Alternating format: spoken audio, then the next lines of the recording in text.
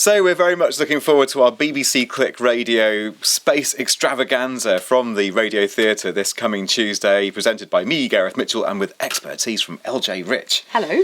And we're so excited about everything that's going on in space in the moment. And just generally, the love affair with space has almost reached a peak in 2015. Just science fiction, but also that fabulous launch that we all watched. I think most people on the planet saw Tim Peake and his two co-astronauts hop up into space and just go hang out at the ISS for a bit, take a few selfies, do a few experiments, and come down in a few months or so. Indeed, and of course this in the year that we had the New Horizons flyby of Pluto, and these amazing images came back. So really there are few times that are better suited to just thinking about not just space, but also for our programme, the relationship between space and culture and art.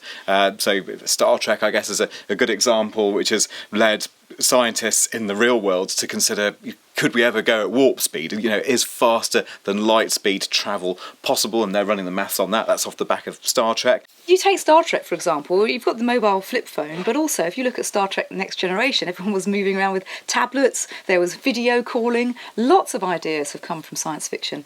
We're talking a little bit about The Martian, an amazing movie, but an absolutely fantastic book that's just got so much more nerd in. And on this, actually, LJ set me some homework, didn't you, LJ? I did. I told you. What do you mean? You've seen the movie? That's not enough. Go and listen to the audiobook and say goodbye to sleep, productivity, doing anything useful. Just enjoy this fabulous auditory feast. It's an 11-hour audiobook of The Martian, and what I love about the way that book is written, and it comes out in the movie as well, is how we've almost seen the workings in the margin, you know, the sums, the calculations that are done to work out how much hydrogen you need for a launch, how many solar cells you need to achieve a certain amount of power generation, how many potatoes you might need to survive. The potatoes figure a lot.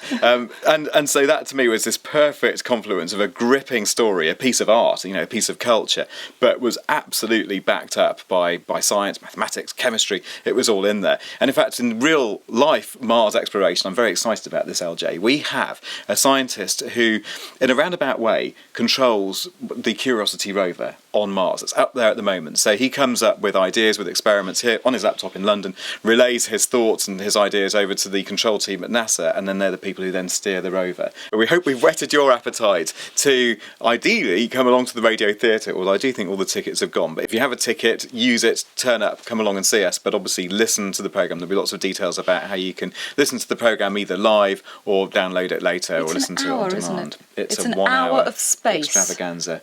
Exactly 10 hours shorter than the Martian audiobook. Filled with really cool people who love space and know loads about space, in a room full of people who want to listen to people talking about space. Yeah, there'll be science, there'll be culture, there's even performance. Find out all about it on the programme. So that's it. Click from the Radio Theatre this coming Tuesday.